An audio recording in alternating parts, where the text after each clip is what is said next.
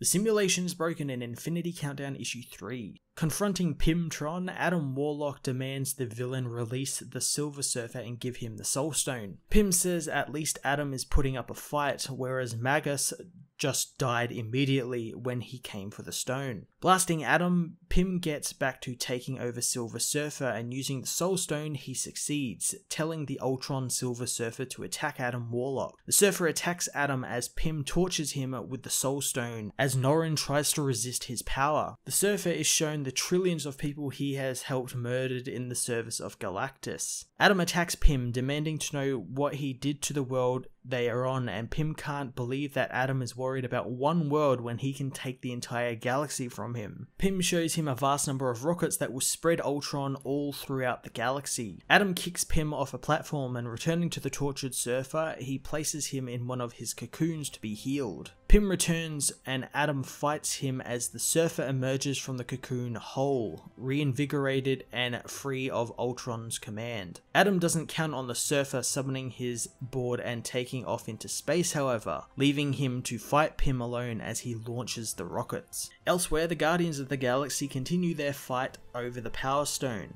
The Chitauri rally their forces and attack as Ant-Man is blasted by them, knocking him out and breaking his helmet. As the Novas begin to evacuate the injured people, the Guardians protect the stone. Richard meanwhile finds his dying brother Robbie, who tells his brother that the stone is from another universe and Warbringer shouldn't be allowed to control it. He tells Richard of his time in a simulation, and because of it he knows what to look for when discovering a simulation, and he has seen those flaws on the Power Stone. Raptors arrive to take Robbie, but Richard won't let them. Robbie, however, wants to go with them, saying goodbye to his brother and telling him that the Power Stone is just a simulation and he just needs to look at it. As Groot protects the team, Star-Lord gets Drax to play his saxophone one last time, since if they are going to die, he's going to want some music on. Playing his saxophone, it gives Richard enough time to reunite with the team and tell the Guardians that the stone is in some sort of simulation. With the knowledge that the big Soul Stone isn't actually real, Peter touches the stone, and because of it, it reveals its true smaller form, allowing him to grab it. Using the power of the stone to stop the Warbringer, Peter tosses it to Drax and his saxophone, allowing him to blow away the Chitauri forces while protecting the Guardians. The planet begins to crumble around them since the simulation has been deactivated,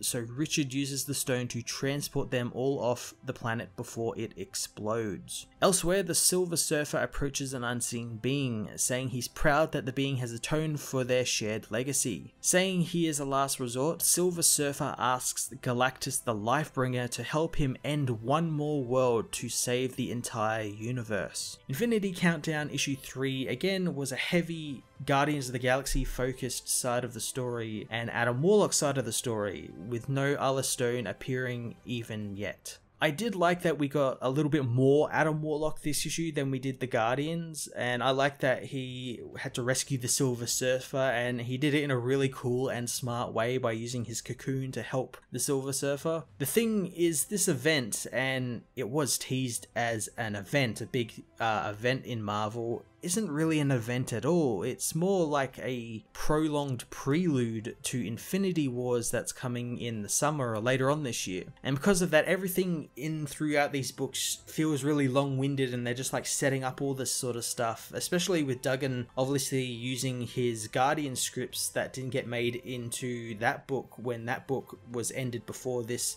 came about. So he's sort of going through stuff he already had before getting to, I guess, newer stuff, which is going to be in Infinity Wars, I guess. The idea of the Power Stone under some type of simulation was kind of out of nowhere. Like, it didn't really make much sense to me, since, you know, the idea of illusions and everything isn't something one looks at when considering the Power Stone. You know, Power Stone, you think strength and durability and, you know, great power and everything, not simulations. That sounds something more like a reality stone power. So like, why didn't they use that? It's very strange, very weird. I do hope that this series has some type of tie-off to these issues, but I'm not really holding out much hope, since it will probably just end with more setup to Infinity Wars. I'm going to give this issue a 7 out of 10.